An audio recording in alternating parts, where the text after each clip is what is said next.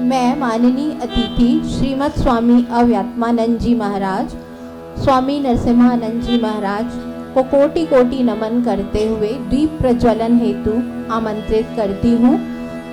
वे कार्यक्रम का शुभारंभ करें।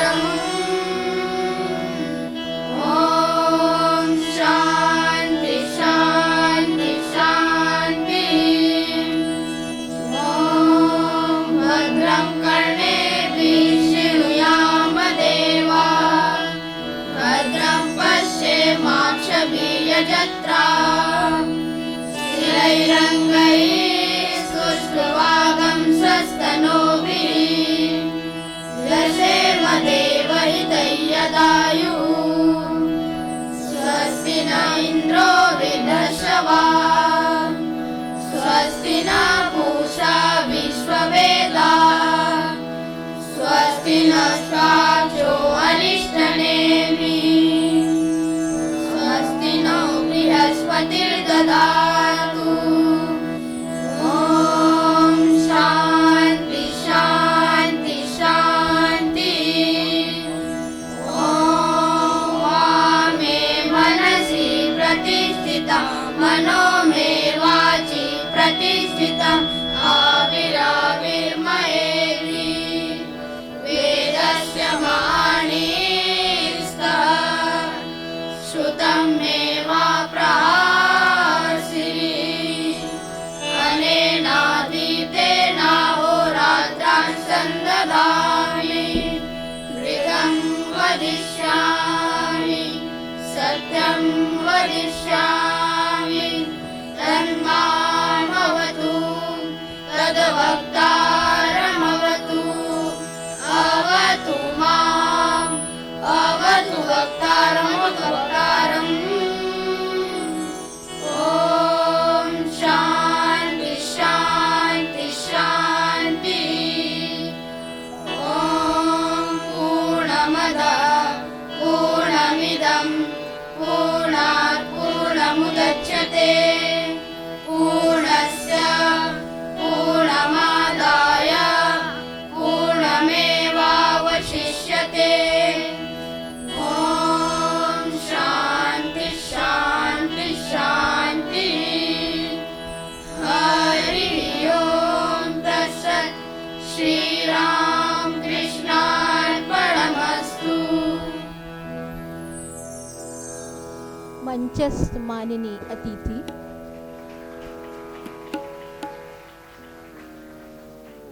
मंचस्थ माननीय अतिथियों श्रीमद स्वामी अव्यात्मानंद जी महाराज एवं श्रीमद स्वामी नरसिम्हानंद जी महाराज को कोटि कोटि नमन करते हुए मैं विद्यापीठ के संगीत शिक्षक श्री कैलाश यादव को स्वामी विवेकानंद की स्तुति में भजन गायन हेतु आमंत्रित करती हूँ।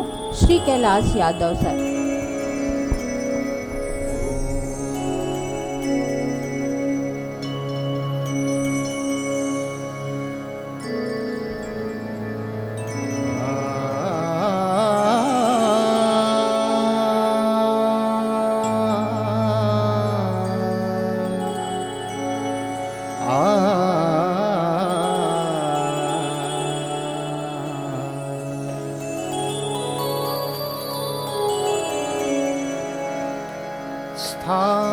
स्थापकाय च धर्मस्य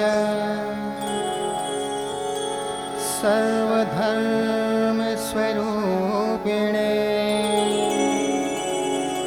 अवतार वरिष्ठाय रामकृष्णाय ते नमः। जननीं शारदां देवीं रामकृष्णं जगद्गुरुं पादपद्मे तयोः श्रुत्वा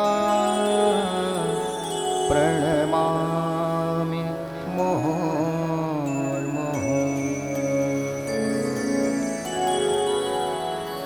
नमः श्री यतिराजाय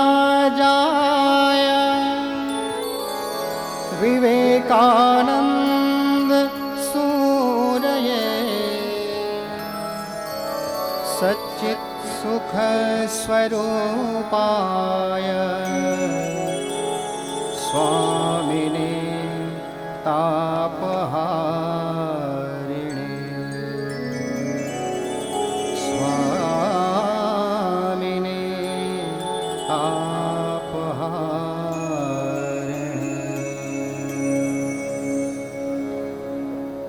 मंचासीन पूज्यपाद संन्यासी द्वय श्रद्धेय डॉक्टर वर्मा सर, श्रद्धेय प्राचार्य द्वय, वंदनीय देवियों, उपस्थित सज्जनों, प्रिय छात्रों,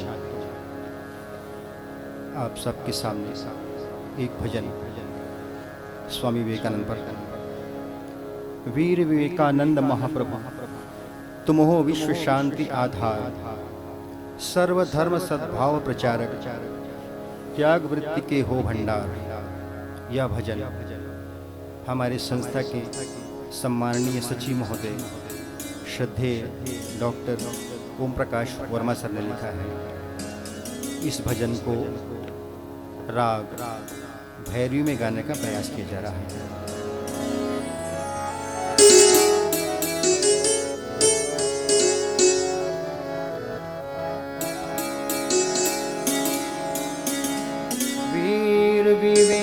विवेकानंद महाप्रभु तुम हो विश्व शांति आधार। वीर विवेकानंद महाप्रभु तुम हो विश्व शांति आधार। सर्वधर्म सद्भाव प्रचारक, त्याग वृत्ति के हो भंडार। विवेकानंद महाप्रभु तुम हो विश्व शांति आधार।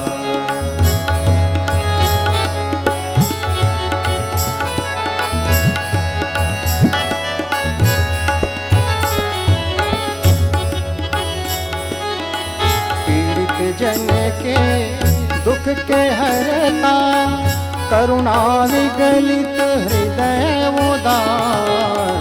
पीड़ित जन के दुख के हरता, करुणा विगलित हृदय उदार। मुक्ति प्रदायक इस जग के तुम, मुक्ति प्रदायक इस जग के तुम, करती सदा प्रेम इजहार। वीर विवेकानंद महाप्रभु तुम हो विश्व शांति आधार।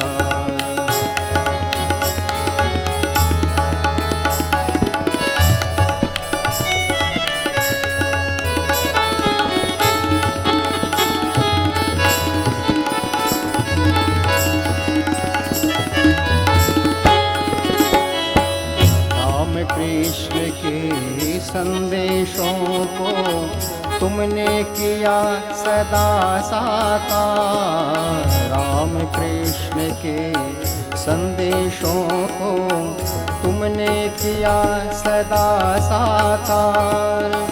सूर्य तेज सम तेजस्वी तुम, सुंदरता के दिव्य आधार। शुचिता के तुम परम उपासक, योगी श्रेष्ठ तुम नर अवतार।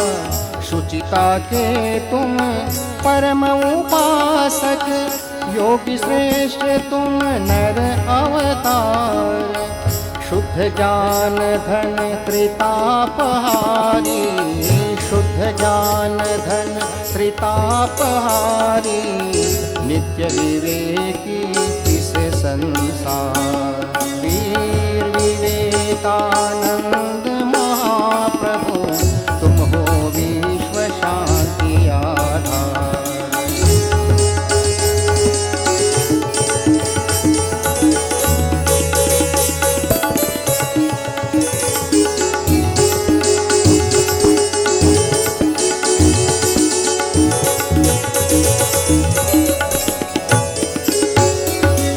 आत्मज्ञान के तुम उद्गाता, सदा निरत तुम जग उपकार। आत्मज्ञान के तुम उद्गाता, सदा निरत तुम जग उपकार।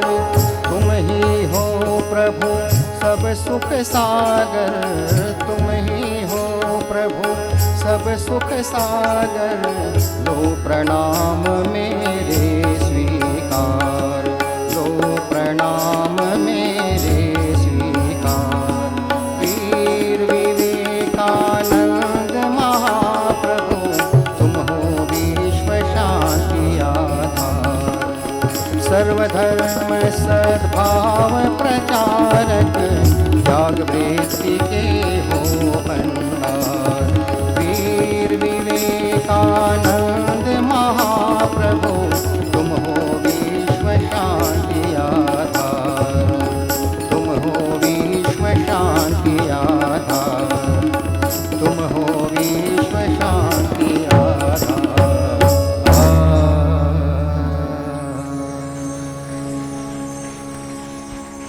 धन्यवाद। बहुत बहुत धन्यवाद श्री कैलाश यादव जी। अब मैं विवेकानंद मानव प्रकाश संस्थान के उपनिदेशक श्री डॉक्टर समीर ठाकुर सर को आमंत्रित करती हूँ, वो मंच पर आएँ और माननीय अतिथियों का परिचय दें। Doctor Sameer Thakur sir.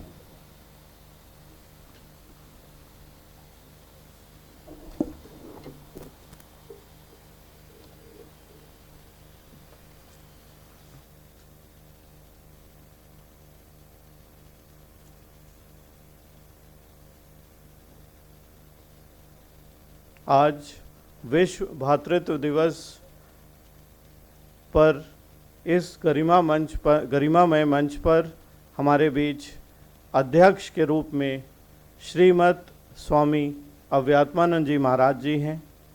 Shrimad Swami ji Ramakrishna mission Vivekananda आश्रम रायपुर के सचिव हैं और विवेकानंद विद्यापीठ के छात्रों को, हमारे संस्थान के सभी प्राध्यापकों को समय समय पर हमेशा स्वामी विवेकानंद जी के पद चिन्हों पर चलने के लिए प्रेरणा देते रहते हैं।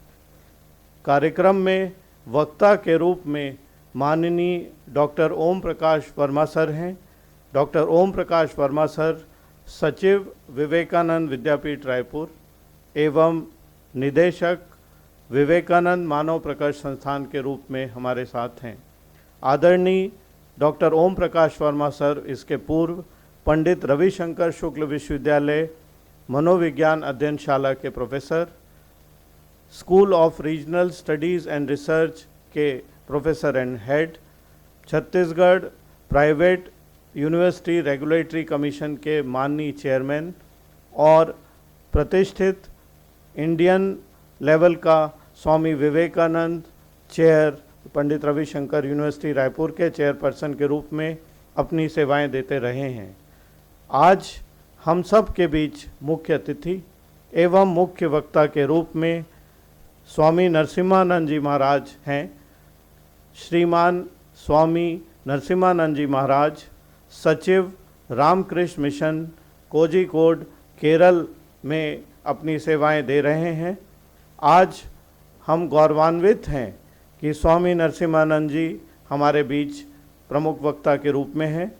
स्वामी नरसिम्हानंद जी महाराज 1897 में स्वामी विवेकानंद द्वारा स्थापित श्री रामकृष्ण मठ और श्री रामकृष्ण मिशन के एक साधु हैं। वर्तमान में आप रामकृष्ण मिशन सेवाश्रम कोझिकोड केरल के सचिव हैं। आप एक उच्च माध्यमिक विद्यालय, एक किंडरगार्टन और एक पॉली क्लिनिक भी संचालित कर रहे हैं। वह 1896 में स्वामी विवेकानंद जी के द्वारा शुरू की गई मानविकी और सामाजिक विज्ञान की अंग्रेजी की मासिक पत्रिका प्रबुद्ध भारत के पूर्व संपादक भी हैं।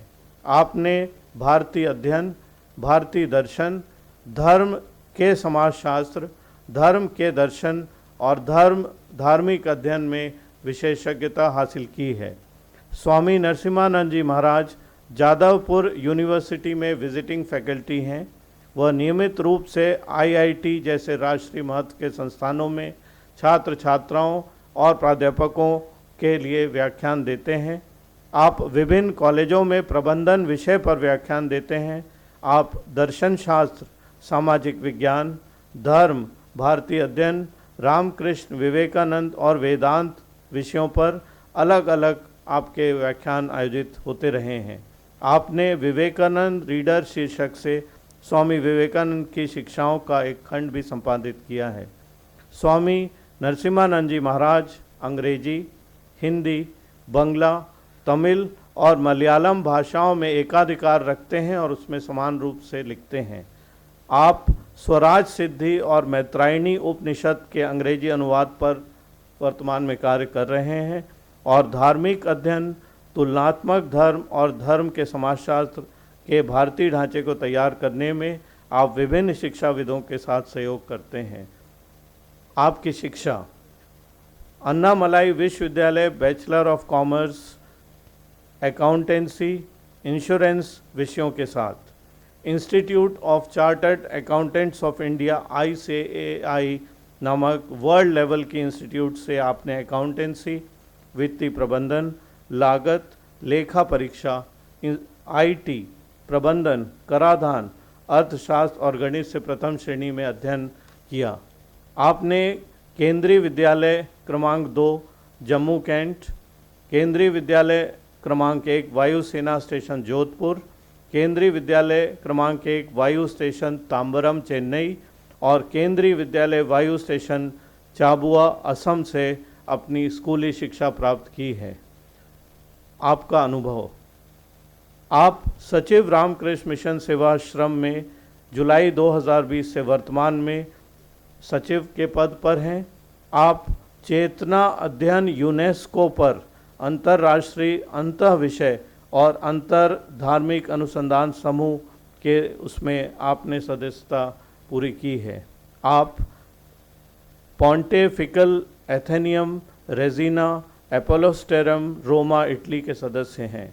आप कार्यकारी परिषद में हैं HNET मानविकी और सामाजिक विज्ञान ऑनलाइन पत्रिका, सदस्य संपादकीय board reading religion American academy of religion, अतिथि प्राध्यापक जादवपुर विश्वविद्यालय, संपादक Prabuddha Bharata, adjunct professor American Hindu university Orlando Florida और प्रोडक्शन एडिटर प्रबुद्ध भारत आश्रम कोलकाता।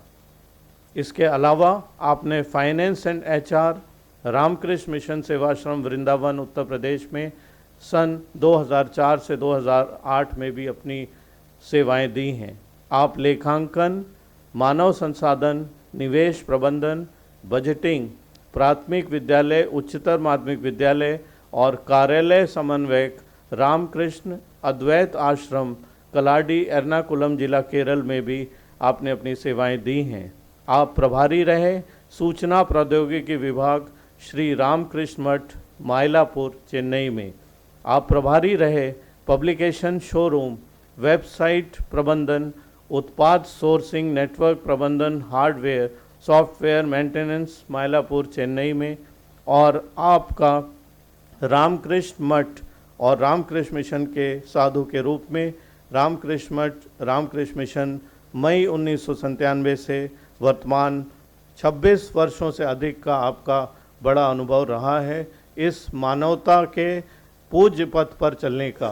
तो ऐसे अद्भुत वक्ताओं से हमारा आज मंच सुसज्जित है, जिसमें हम सब के प्रेरणा स्रोत माननीय doctor OP Verma sir, Swami Avyatmananda ji, Swami Narasimhananda ji, Vivekananda institute of teachers education के प्रिंसिपल आदरणीय रश्मि पटेल मैडम और विवेकानंद आवासीय विद्यालय की प्राचार्य श्रीमती मनीषा चंद्रवंशी इस मंच पर हैं। रविशंकर शुक्ल विश्वविद्यालय परिवार, गण्यमान अतिथिगण, Vivekananda institute for human excellence, Vivekananda institute of teachers education, Vivekananda Vidyapeeth के समस्त छात्र छात्राओं को भी इस कार्यक्रम में आपका हम स्वागत करते हैं। आप सभी का वंदन, अभिनंदन, नमन, प्रणाम।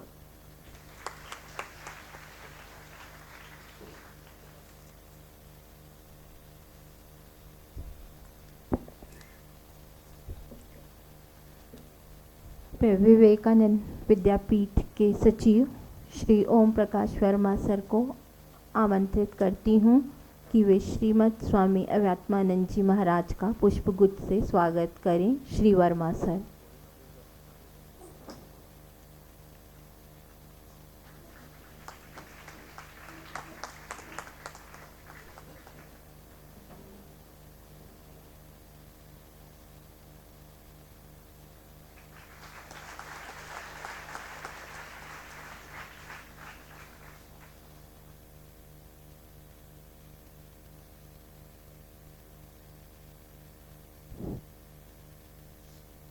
स्वागत की इस कड़ी में श्रीमद स्वामी नरसिम्हानंद जी महाराज का स्वागत करने हेतु मैं आमंत्रित करती हूँ हमारे कार्यालय प्रमुख श्री मनोज वर्मा सर को।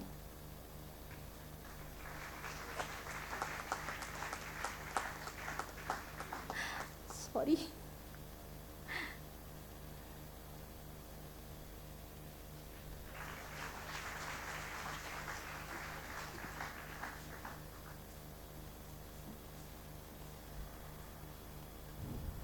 विवेकानंद विद्यापीठ के सचिव श्री वर्मा सर का स्वागत करने के लिए मैं आमंत्रित करती हूँ श्री समीर ठाकुर सर को। वे विवेकानंद मानव प्रकट संस्थान के उपनिदेशक हैं। श्री समीर ठाकुर सर।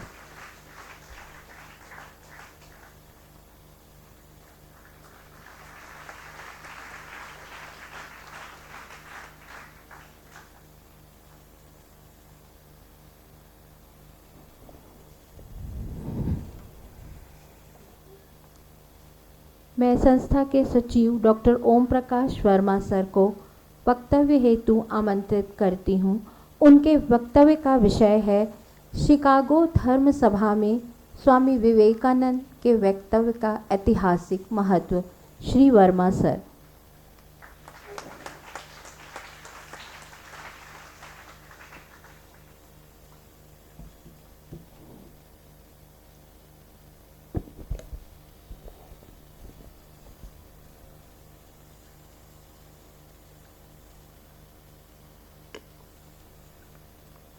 परम पूज्यपाद श्रीमद स्वामी अव्ययात्मानंद जी महाराज, श्रीमद स्वामी नरसिम्हानंद जी महाराज, विवेकानंद इंस्टीट्यूट ऑफ एजुकेशन की प्राचार्य श्रीमती रश्मि पटेल, आदरणीय श्रीमती मनीषा चंद्रवंशी, सम्मानीय प्राध्यापक प्राध्यापिकागण, शिक्षक शिक्षिकाओं, देवियों सज्जनों तथा प्रिय छात्र छात्राओं,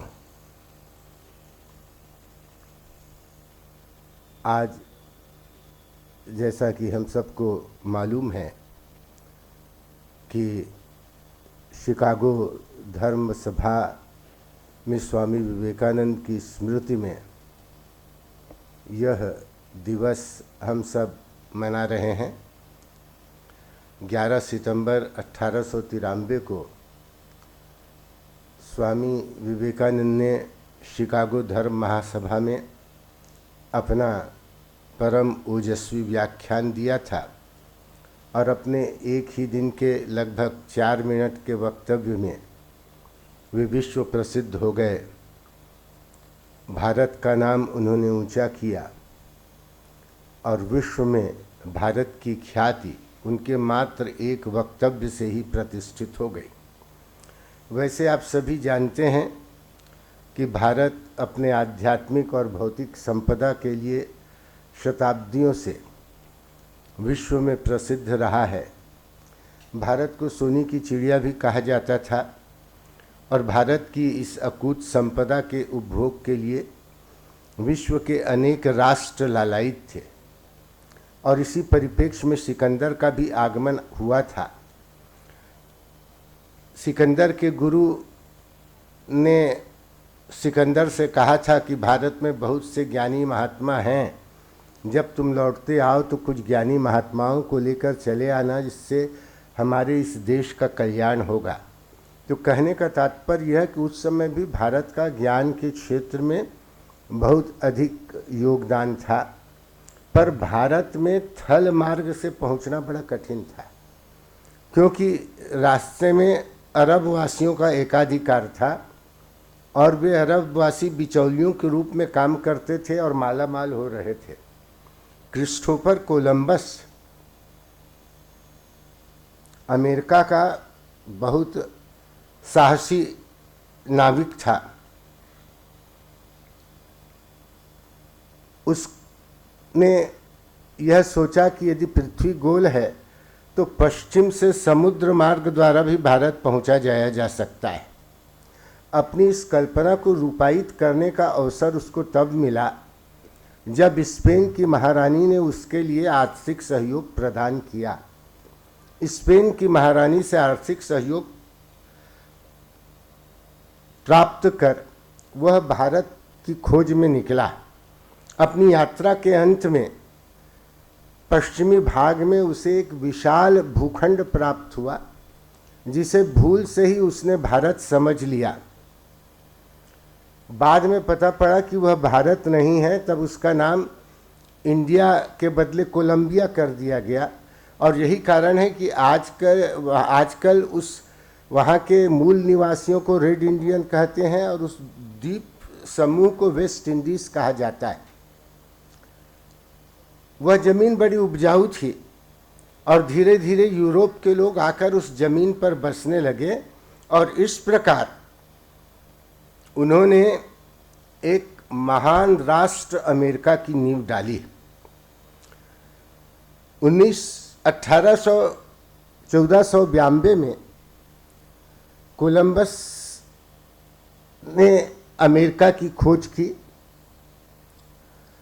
और 1892 में अमेरिका की खोज के 400 वर्ष पूर्ण हुए। इस 400 वर्ष पूर्ण होने को अमेरिका वासियों ने बहुत उत्साह से मनाने का संकल्प किया। एक ऐसा भव्य आयोजन जो विश्व के इतिहास में कभी कहीं नहीं हुआ हो, और इसके लिए उन्होंने शिकागो नगर में मिशिगन झील के तट में स्थित विशाल भूखंड को चुना और शीघ्र ही वह जो आयोजन है वह एक विशाल मेले का रूप धारण किया। मेले की विशालता का अनुमान आप केवल इसी से लगा सकते हैं कि वह जो मेला है वह 6 माह तक चला और मेले को देखने के लिए 150 मील चलना होता था। 3 सप्ताह मेले को देखने में लगता था। 72 देश के 2,70,00,000 लोगों ने उस मेले को देखा और इसको हम संयोग ही कहेंगे कि उस मेले में खर्च भी $2,70,00,000 आया। भौतिक जगत की उपलब्धियों का प्रकाशन तो मेले में किया गया था। विचारकों को ऐसा लगा कि मानसिक जगत की भी उपलब्धियों का प्रकाशन किया जाना चाहिए। उस मेले में देश विदेश के सभ्यता के अद्यतन उपलब्धियों को, विज्ञान के अधुनतम उपलब्धियों को, यांत्रिकी के अद्यतन उपलब्धियों को सम्मिलित किया गया था और इसके साथ ही साथ अल्प विकसित देशों के सभ्यता और संस्कृति के उत्कृष्ट नमूनों को भी वहाँ पर प्रस्तुत किया गया था। पर विचारकों को लगा कि इसके साथ ही साथ मानसिक उपलब्धियों का भी प्रकाशन किया जाना चाहिए और इसके लिए चार्ल्स केरल बोनी की अध्यक्षता में World's Congress Auxiliary of Columbian Education Exhibition ऐसी एक समिति का गठन किया गया। इस समिति में 20 उप समितियां बनी। इन 20 उप समितियों में सामाजिक प्रगति, सामाजिक सुधार, पत्रकारिता, विधि, अर्थशास्त्र, धर्म, दर्शन आदि अनेक विषयों पर चर्चा विचार विमर्श हुए। 15 मई से 28 अक्टूबर तक ये समितियों के सभी आयोजन चले और इसी बीच 11 सितंबर से 27 सितंबर 1893 में एक सर्वधर्म सभा आयोजित की गई। देखिए, जैसा कि मैंने कहा, वहाँ तो 20 समितियाँ बनी थी और अनेक विषयों पर विचार विमर्श हुए थे। उन सब को लोग आज भूल चुके हैं, पर यह जो धर्म महासभा है वह अभी भी याद की जा रही है, अभी भी ऐतिहासिक महत्व की बनी हुई है। और इसका एकमात्र कारण यह था कि इस धर्म महासभा में भारत के एक युवा सन्यासी स्वामी विवेकानंद ने भाग लेकर इस धर्म महासभा को एक ऐतिहासिक महत्व प्रदान किया। शिकागो धर्म महासभा में स्वामी जी का भाग लेना विश्व संस्कृति के इतिहास की एक बहुमूल्य घटना थी। वह एक अवसर था जहाँ पर सभी धर्म के प्रतिनिधि अपने अपने धर्मों के महिमा गान के लिए वहाँ पर उपस्थित थे और वहाँ स्वामी विवेकानंद ने हिंदू धर्म के विश्व बंधुत्व के भाव को सब लोगों को बीच प्रसारित कर हिंदू धर्म को मानो सभी धर्मों से सर्वश्रेष्ठ स्थान दिया। स्वामी जी के संदेशों से भारतवासियों में भी बड़ा उत्साह जगा। भारत की स्थिति तो बहुत दयनीय थी। भारत के संबंध में लोगों की धारणाएं ठीक नहीं थीं। भारत के संबंध में बहुत सी विचित्र बातें की जा रही थी। शताब्दियों से भारत गुलाम था, उसकी अस्मिता धीरे धीरे खत्म हो रही थी। लोग परतंत्र थे, मानसिक गुलामी से त्रस्त थे और भारत के संबंध में दुष्प्रचार किया जा रहा था। भारत को सपेरों का देश कहा जाता था, भारत को लुटेरों का देश कहा जाता था। भारत के संबंध में ऐसी धारणा थी कि लोग जगन्नाथ के रथ के पहिए के नीचे आत्महत्या कर लेते हैं। तो इस प्रकार की अनेक किंवदंतियां भारत के संबंध में वहाँ पर प्रचलित थीं। महिलाओं को जबरदस्ती अग्नि में जलने के लिए बाध्य कर दिया जाता था। तो ऐसी अनेक प्रकार की किंवदंतियां भारतवासियों के संबंध में थी। ईसाई मिशनरियां भारत के संबंध में निरंतर निंदा किया करती थी। मेरी लुइस बर्क ने स्वामी विवेकानंद इन अमेरिका करके एक पुस्तक लिखी है, न्यू डिस्कवरीज। उसमें उन्होंने अमेरिका की पाठशालाओं में, प्रविष्टिकाओं में चलने वाले 4 चित्र प्रकाशित किए हैं। ये अमेरिका के विद्यालयों में पढ़ाए जाते थे। उन 4 चित्रों में एक चित्र था कि एक जो भारतीय महिला है वह अपने छोटे से बच्चे को लेकर नदी के किनारे खड़ी हुई है और वह उस बच्चे को नदी में डाल देना चाह रही है। बड़े बड़े भयंकर जलचर मगर और जलचर प्राणी उस नदी में मुंह बाए खड़े हुए हैं और वह महिला इतनी निर्दय है कि अपने उस छोटे से अबोध बच्चे को नदी में फेंक देती है। ये मगर जलचर झपटते हैं, बच्चों को लोहान करते हैं। बच्चा चिल्लाता है, रुदन करता है। नदी की लहरें धीरे धीरे बच्चों को दूर ले जाती हैं। नदी का पानी रक्तमय हो जाता है। और फिर उसके नीचे कविता में लिखा हुआ था, देखो देखो ये भारतीय महिला कैसी निर्दयी है। अरे उसके यहाँ ऐसी स्थिति है, उसके यहाँ बाइबिल भेजो। बाइबिल को सुनने से उसका हृदय कम से कम पसीजेगा, वह बच्चों के प्रति ऐसा अत्याचार नहीं कर पाएगी। तो ऐसी अनेक प्रकार की धारणाएं भारतीयों के संबंध में थी। और जब स्वामी जी ने पहले ही दिन अपना वक्तव्य 4 मिनट का दिया तो मानो एक अंधकार के बीच एक महान तेजस्वी सूर्य प्रकट हुआ। और जो भारत के संबंध में जितनी भ्रांतियां थी, मानो उनके एक 4 मिनट के लेक्चर से कैसे साफ हो गया, ये भी जानना बड़ा कठिन है। पर पहले ही दिन में वो उस विश्व धर्म सभा के सबसे महत्वपूर्ण वक्ता हो गए। और यह जो भारत जो है वह समस्त राष्ट्रों के बीच में सूर्य की भांति चमकने लगा। पहले ही दिन, अपने पहले दिन के वक्तव्य में अपनी धर्म और महिमा का, देश की महिमा का गायन करते हुए स्वामी जी ने कहा, मुझे ऐसे धर्मावलंबी होने का गौरव है जिसने संसार को सहिष्णुता तथा सब धर्मों को मान्यता प्रदान करने की शिक्षा दी है। हम लोग धर्मों के प्रति केवल सहिष्णुता में ही विश्वास नहीं करते, वरन समस्त धर्मों को सच्चा मानकर स्वीकार करते हैं। मुझे यह बताते हुए बहुत गर्व होता है कि हमारी पवित्र भाषा संस्कृत में अंग्रेजी के शब्द एक्सक्लूजन का कोई पर्यायवाची नहीं है। मुझे यह बताते हुए गर्व होता है कि जिस समय यहूदियों के मंदिर रोमन जाति के अत्याचार से धूल में मिला दिए गए थे, उस वर्ष कुछ अभिजात यहूदी दक्षिण भारत में आए और हमारे लोगों ने उसे छाती से लगाकर शरण दिया। तो इस प्रकार उन्होंने भारतीय दर्शन की, भारतीय संस्कृति की महिमा का गायन किया।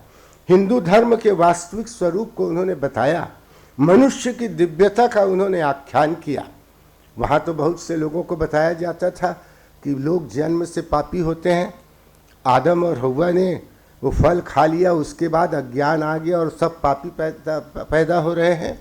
स्वामी जी ने बताया कि मनुष्य पापी नहीं है। उन्होंने श्वेताश्वतर उपनिषद का वह श्लोक उद्धृत किया। स्वामी जी ने कहा कि हमारे उपनिषद कहते हैं, शृण्वन्तु विश्वे अमृतस्य पुत्राः आये धामानि दिव्यानि तस्थुः वेदाः मेथम पुरुषम महांतम आदित्य वर्णम तमसः परस्तात् तमे विदित्वाति मृत्युमेति नान्य पंथा विद्यते नाय। तुम मनुष्य के अमृत के पुत्र हो। मनुष्य को पापी कहना ही सबसे बड़ा पाप है। अरे सिंहो, तुम लोग उठो, तुम लोग भेड़ नहीं हो, तुम लोग तो सिंह हो। अपने वास्तविक स्वरूप को भूले हुए हो, अपने वास्तविक स्वरूप को प्रकट करो और देखोगे कि तुम्हारा वो जो दैवी स्वरूप है वह अभिव्यक्त हो जाएगा। हिंदू धर्म के जितने भी प्रमुख सिद्धांत थे, हिंदू धर्म के जितने भी प्रमुख संप्रत्यय थे, स्वामी जी ने वहाँ पर अपने शिकागो धर्म महासभा में 6 व्याख्यानों का उल्लेख मिलता है। तो उसमें स्वामी जी ने हिंदू धर्म की इस प्रकार की महिमा का गायन किया। और जब स्वामी जी की महिमा से प्रभावित होकर बहुत से लोग स्वामी जी के पास आने लगे, उनका शिष्यत्व ग्रहण करने लगे, हिंदू धर्म का प्रचार करने लगे। और इधर जब भारतवासियों ने देखा कि अमेरिका में, यूरोप में स्वामी जी की इतनी पूजा हो रही है, स्वामी जी को इतना सम्मान मिल रहा है, वहाँ के लोग स्वामी जी के पीछे घूम रहे हैं उनके अनुयायी बनकर, और तब उनके मन में भी आत्मविश्वास जगा। उनको भी लगा कि हम लोग केवल दीनहीन नहीं हैं, हम लोग केवल अशक्त अक्षम नहीं हैं, हमारे भीतर भी संसार को देने के लिए कुछ है। एक नवीन आत्मविश्वास भारतवासियों के मन में जगा और हिंदुत्व को लीलने के लिए जो अंग्रेजी भाषा, ईसाई धर्म और यूरोपीय बुद्धिवाद का जो एक ज्वार उस समय उठा हुआ था, स्वामी जी के अकेले कर्तृत्व से टकराकर वह वापस लौट गया। तो ऐसा स्वामी जी ने वहाँ पर वक्तव्य दिया। सही बात तो यह है कि जब स्वामी जी शिकागो की उस धर्म महासभा में बोलने के लिए खड़े हुए तो वो कोई व्यक्ति नहीं बोल रहा था, स्वयं भारत माता स्वामी जी के मुख से शब्दों के रूप में प्रकट हो रही थी। 30 वर्षीय उस युवा सन्यासी ने घोषणा की, I have a message for the West as Buddha had message for the East. उन्होंने कहा जैसे बुद्ध ने पूर्व के लिए संदेश लाया था, मैं पश्चिम के देशों के लिए संदेश लाया हूँ। स्वामी जी ने कहा मुझे बहुत खुशी है कि तुम लोगों के पास इतनी सुख और समृद्धि है, पर क्या यह सुख समृद्धि मनुष्य के जीवन के लिए पर्याप्त है? निश्चित ही सुख समृद्धि मनुष्य के जीवन के लिए पर्याप्त है। मनुष्य का जीवन केवल इंद्रिय भोगों के लिए नहीं है। मनुष्य का जीवन केवल भौतिक सुख भोगों को भोग करने के लिए नहीं है। मनुष्य का जो जीवन है वह ईश्वर की प्राप्ति के लिए है। मनुष्य का जो जीवन है वह आत्मज्ञान की प्राप्ति के लिए है। मनुष्य का जीवन है वह सत्य के साक्षात्कार की प्राप्ति के लिए है। स्वामी जी ने कहा मैं देख रहा हूं सारी पाश्चात्य सभ्यता आज एक ज्वालामुखी के कगार पर खड़ी है जो आगामी आने वाले 20 वर्षों में ध्वस्त हो सकती है। स्वामी जी ने ये शब्द करीब 1893-94 में कहे थे और 20 वर्ष के होते न होते हम देखते हैं कि 1913-14 में प्रथम विश्व युद्ध हुआ, महान नरसंहारकारी विश्व युद्ध हुआ, और फिर उसके बाद 1942 में एक द्वितीय महायुद्ध हुआ जो और भी अधिक संहारकारी था। और आज हम लोग तृतीय विश्व युद्ध की आशंका में जी रहे हैं। और हम सब जानते हैं कि यदि तृतीय विश्व युद्ध हुआ तो शताब्दियों से अर्जित किया गया मानव का समस्त ऐश्वर्य एक बारगी नष्ट हो जाएगा। प्रश्न उठता है कि युद्ध क्यों होते हैं? जब हम भौतिक उपलब्धियों को ही अपने जीवन का एकमात्र आधार मानते रहेंगे तब तक युद्ध अवश्यंभावी है। तब किसी वस्तु को पाने के लिए एक व्यक्ति दूसरे व्यक्ति से लड़ेगा, एक राष्ट्र दूसरे राष्ट्र से लड़ेगा, एक व्यक्ति के पास घातक हथियार होगा, दूसरा और अधिक घातक हथियार प्राप्त करने की कोशिश करेगा, एक व्यक्ति एक राष्ट्र दूसरे राष्ट्र को मारना चाहेगा, दूसरा पहले के सर्वनाश पर तुल जाएगा, रक्तपात होगा, हिंसा होगी। इतिहास में ऐसा ही होता आया है और यही मानो इतिहास की नियति है।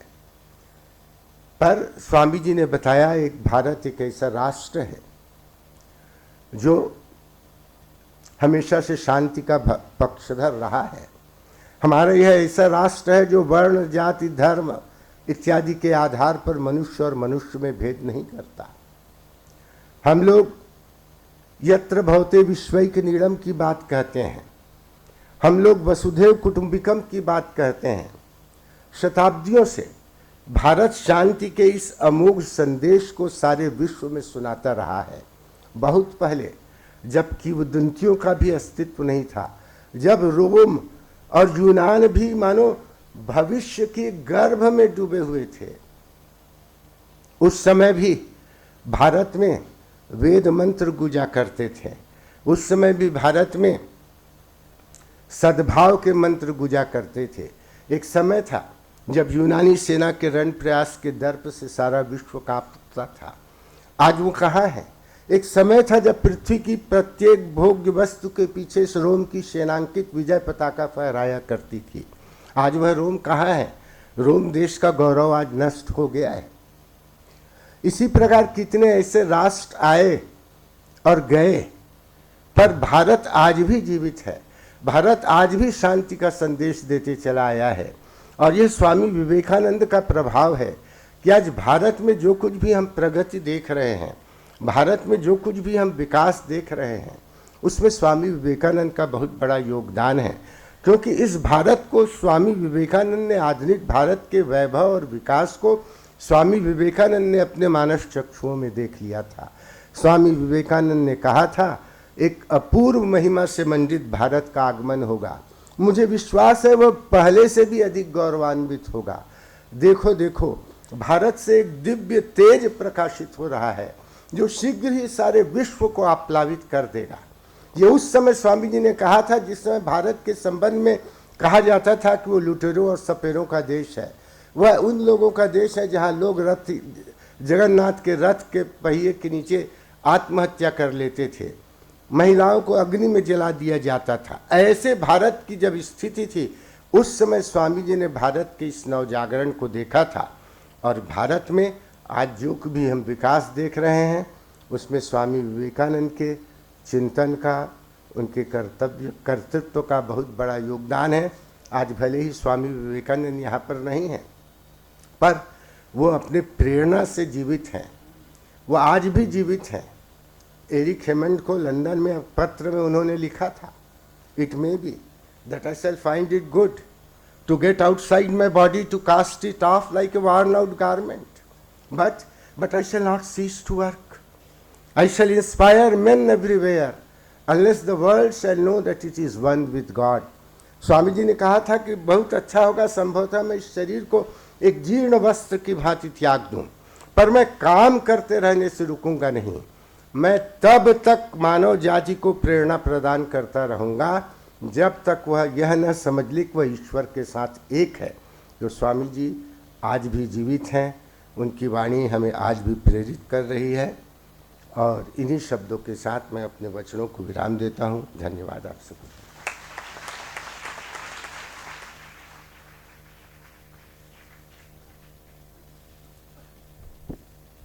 बहुत बहुत धन्यवाद डॉक्टर ओम प्रकाश वर्मा सर। अब मैं श्रीमद् स्वामी नरसिंहानंद जी महाराज को वक्तव्य हेतु आमंत्रित करती हूँ। उनके वक्तव्य का विषय है भातृत्व का आधार।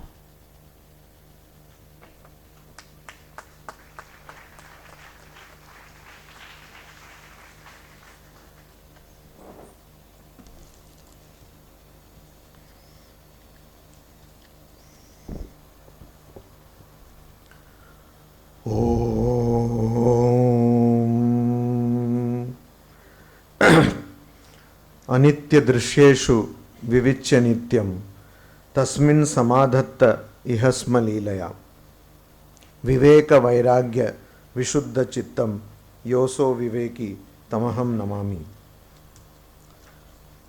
मंचासीन श्रीमद् स्वामी अव्ययात्मा जी महाराज जी को मेरा प्रणाम।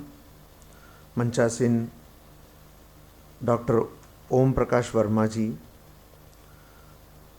रश्मि पटेल जी, यहाँ उपस्थित समीर ठाकुर जी, यहाँ उपस्थित अन्य शिक्षकगण, अतिथिगण, छात्रगण, आप सबको मेरा हार्दिक नमस्कार। आज हम विश्व भ्रातृत्व दिवस मना रहे हैं। जैसा कि डॉक्टर ओम प्रकाश वर्मा जी ने अभी अभी बताया, 11 सितंबर 1893 को शिकागो नगर में धर्म महासभा में स्वामी विवेकानंद का वो प्रेरणादायी वक्तव्य था। उसी के स्मरण में, उसी की स्मृति में हम ये दिन मनाते हैं। इतिहास हमें कई सबक सिखाने का प्रयास करता है,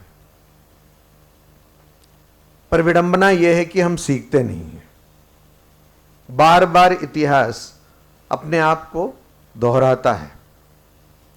2001 में न्यूयॉर्क में संयोग देखिए, 11 सितंबर को ट्विन टावर को उड़ा दिया गया। जिस भ्रातृत्व की बात स्वामी विवेकानंद ने उसी संयुक्त राष्ट्र अमेरिका में शिकागो में कही थी, उसी के विरुद्ध उसके सब भावनाओं को काटते हुए 2001 में कई साल बाद वहां पे शत्रुत्व का नींव मानो रखा गया। इतिहास हमें क्या सिखा रहा है? इसलिए आज मेरा विषय है भ्रातृत्व का आधार। स्वामी जी, हम लोगों को पता है, ये आपने कई बार सुना होगा कि स्वामी जी ने जब वो वक्तव्य रखा तो उसका प्रारंभ उन्होंने sisters and brothers of America इन शब्दों के माध्यम से किया। अमेरिका वासी बहनों और भाइयों, इस पर बहुत कुछ कहा गया है, पर ये उस समय भी और आज भी अमेरिका और यूरोप में रिवाज है इस तरह का संबोधन। स्वामी जी का यह स्वभाव था कि वो जहां जाते थे उस जगह के, उस स्थान के अनुरूप अपने आप को ढाल लेते थे। तो यह संबोधन उस धर्म महासमावेश स्वामी जी के पहले भी और स्वामी जी के बाद भी कई वक्ताओं ने ऐसा ही संबोधित किया है। पर किसी वक्ता के संबोधन के लिए जो वहां बैठे थे वो लोग खड़े नहीं हुए, और किसी ने जब ये बात कही तो लोगों ने तालियां भी नहीं बजाई, और वहां कई मिनट तालियां बजती रहीं। लगभग 4000 लोग वहां जो खड़े थे, वहां जो बैठे थे, सभा में उपस्थित थे, वो खड़े हुए और तालियां बजाते रहे। ऐसा क्यों हुआ? इस पर मेरे पूर्व वक्ता डॉक्टर ओम प्रकाश वर्मा जी जिस ग्रंथ का उल्लेख कर रहे थे, मेरी लुई बर्क, जो बाद में सिस्टर गार्गी हुई, उन्होंने अपने उस ग्रंथ में ही इसका विश्लेषण करने का प्रयास किया है। वो कोई सामाजिक संबोधन के कारण सभा में जो उपस्थित थे खड़े नहीं हुए। अंत में ओम प्रकाश वर्मा जी ने स्वामी जी की एक उक्ति, उसका उद्धरण किया कि I will continue to work, मैं अथक कार्य करता रहूंगा अपने इस काया को त्याग देने के बाद भी, तब तक जब तक इस विश्व में हर एक व्यक्ति यह न जान ले कि वो और ईश्वर एक हैं। स्वामी जी और भी जगह कहते हैं, जब 1898 में कलकत्ते में प्लेग की महामारी आई तो स्वामी जी ने त्राण कार्य शुरू कर दिया और उसकी नायिका को बनाया अपने शिष्या भगनी निवेदिता को, और उसमें सहायता पाने के लिए स्वामी जी ने एक अपील लिखी। वो अपील ऐसा शुरू होता है, उसको स्वामी जी ने कहा प्लेग मैनिफेस्टो। कहते हैं कि अगर आप आनंद में हैं तो हम आनंद में हैं, आप दुखी हैं तो हम दुखी हैं। संस्कृत में एक शब्द है सहानुभूति। स्वामी जी उस सहानुभूति की बात कर रहे थे। आप जो अनुभव कर रहे हैं हम भी वही अनुभव कर रहे हैं। यह भावना जब आप आध्यात्मिक स्तर पर एकता का अनुभव करते हैं तभी यह भावना संभव है, और वही भ्रातृत्व का आधार हो सकता है। पर हम क्या दूसरों को समझना चाहते हैं? प्रश्न यह है कि हम क्या दूसरों के साथ उनकी बातों को मानना चाहते हैं, उनको अपने साथ एक करना चाहते हैं, अपनाना चाहते हैं? यह है प्रश्न।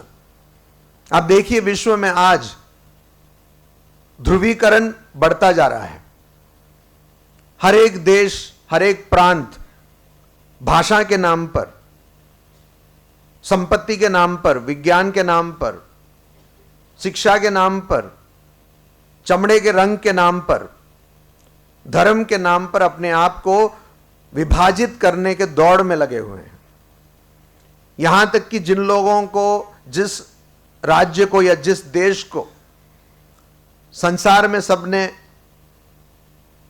गणतंत्र का उदाहरण माना, उन देशों में गणतंत्र के विरुद्ध कई गतिविधियां हो रही हैं, लोकतंत्र के विरुद्ध कई गतिविधियां हो रही हैं। ये हमारे सामने घट रही हैं ये घटनाएं। ऐसा क्यों हो रहा है? क्योंकि स्वामी जी ने जैसा बताया, go back to the Upanishads. आप लोगों को क्या करना चाहिए कि आप उपनिषद में दी गई शक्तिदायी, ओजसदायी विचारों के पास जाइए। स्वामी जी कहते हैं कि उसके बाद बहुत सारे भ्रांत धारणाएं धर्म के नाम पर प्रचलित हैं, उनको त्याग कर आप उपनिषद की ओर देखिए, ध्यान से देखिए उपनिषद क्या बोलता है आपको।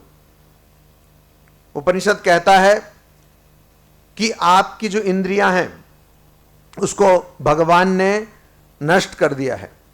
परांची खानी व्यतृणत स्वयंभू तस्मात् परांग पश्यति न अंतरात्मन। कठोर उपनिषद कहता है कि आपकी इंद्रियां जो हैं वो नष्ट हो गई हैं, स्वयंभू भगवान ने नष्ट करके भेजा है। उसके उत्पादन में कुछ कमी रह गई, इसलिए वो बाहर की ओर ही देखती है। आप अपने आंख से बाहर देख सकते हैं, मोबाइल देख सकते हैं, अपने हृदय को नहीं देख सकते। आप अपने कान से बहुत कुछ सुन सकते हैं, अपना हार्ट बीट नहीं सुन सकते। तस्मात् परांग पश्यति न अंतरात्मन, अपने आत्मा को, अपने स्वरूप को ये इंद्रियां देख नहीं पाती हैं। पर कुछ ऐसे धीर, धैर्यशाली जो अपना वास्तविक स्वरूप जानना चाहते हैं और उसको जानने के माध्यम से अमर हो जाना चाहते हैं, वो व्यक्ति धैर्य के माध्यम से उस स्वरूप को जानते हैं और अमर हो जाते हैं। तो यहां अमरत्व क्या है? आप जब जानेंगे कि एक ही सत्य है, जिसको जो ऋग्वेद में कहा गया एकम सद विप्राहा बहुधा वदंती, एक ही सत्य है जिसको ऋषि या विद्वान कई नाम से पुकारते हैं।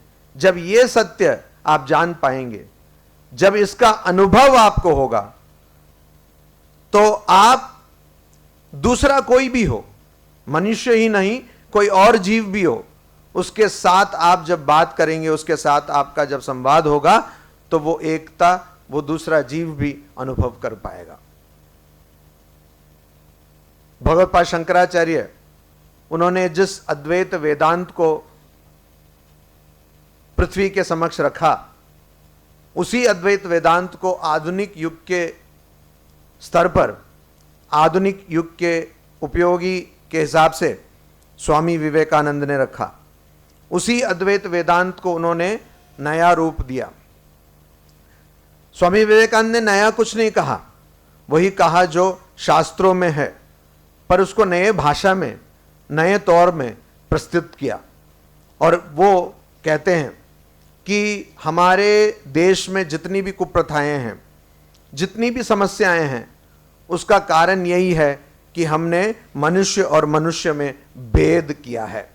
स्वामी जी कहते हैं कि अगर एक समाज अपने से किसी मनुष्य को, किसी व्यक्ति को अलग कर देता है, तो न केवल वहां से एक व्यक्ति कम होता है, परंतु उस समाज के लिए एक शत्रु पैदा हो जाता है। तो स्वामी जी चाहते थे कि कोई भेद न देखे। भेद देखने के लिए कई कारण हो सकते हैं, आपकी आकृति, आपका पहनावा, आपका खान पान, बहुत सारे कारण हो सकते हैं, पर अभेद, ये हम सब एक हैं, इसको जानने के लिए ये एक ही कारण पर्याप्त है, जो उपनिषद में कहा गया सर्वम खलु इदम ब्रह्म, कि वो एक तत्व ही है जो अज्ञान के कारण नानात्व के रूप में हमारे सामने हमें दिखता है। तो इसलिए स्वामी जी कहते हैं कि मेरे जीवन का ध्येय यह है कि जिन उपदेशों को कठिन भाषा में और बड़े ही कठिन दर्शन के रूप में ढक के रखा गया है, उनको बाहर लाएं, और जिन उपदेशों का ज्ञान ऋषियों को वन में हुआ, उसको वन से लेकर हर घर घर तक पहुंचाएं, और ऐसी भाषा में पहुंचाएं कि एक बच्चा भी, एक शिशु भी उसको समझ सके। यह स्वामी जी के जीवन का ध्येय था। और स्वामी जी ने एक व्यक्ति को उसका गर्व वापस लौटाया, उसका अभिमान वापस लौटाया।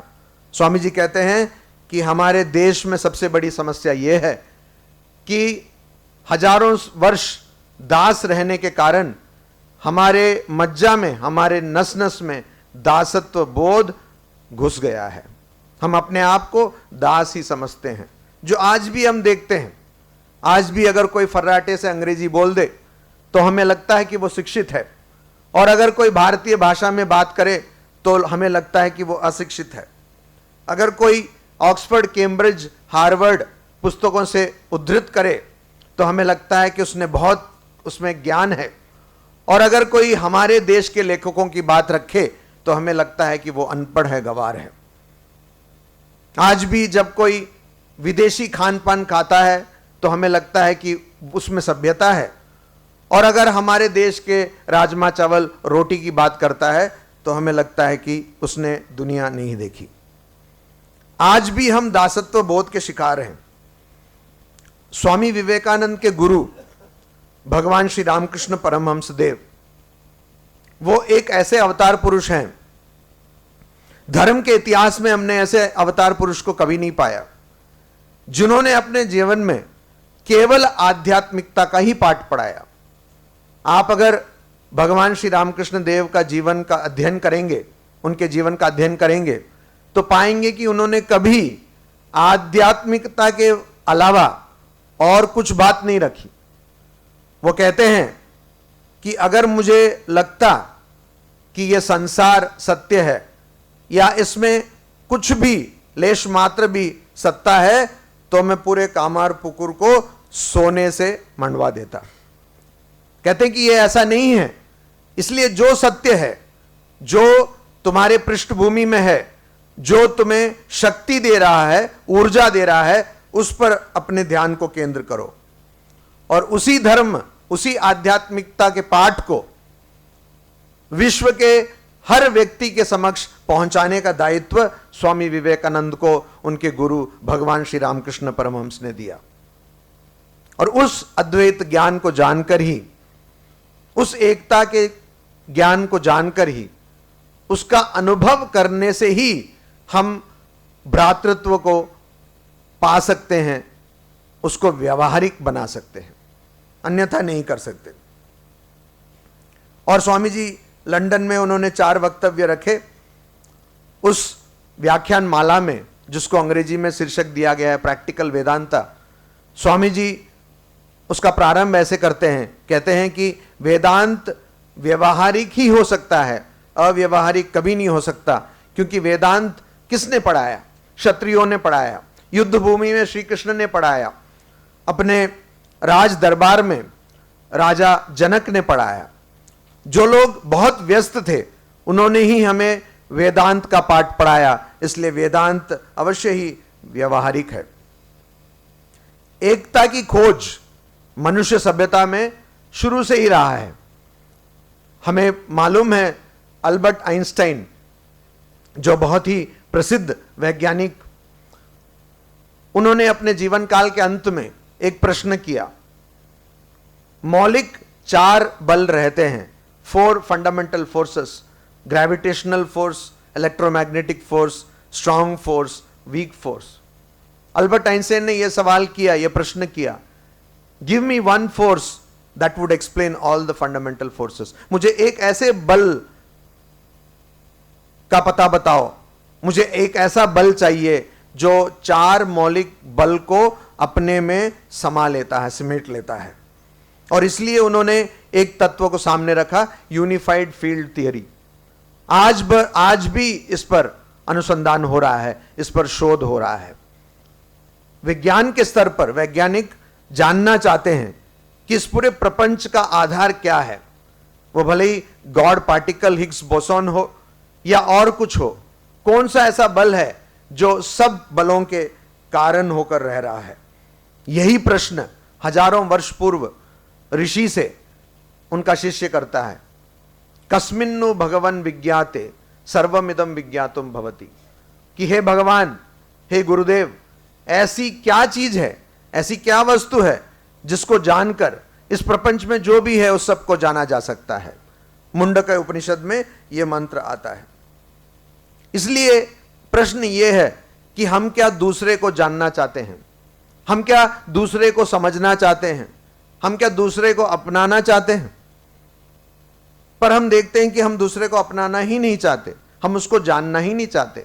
हम तो वो कारण ढूंढ रहे हैं जिससे हम दूसरों से अलग अपने आप को बता सके, दूसरों से अलग अपने आप को समझ सके। हम अपना वैशिष्ट्य ये नहीं मानते, अपनी विशेषता ये नहीं मानते कि हम पूरे संसार के साथ एक हैं, पर अब हम अपनी विशेषता ये मानते हैं कि हम समस्त संसार से भिन्न हैं।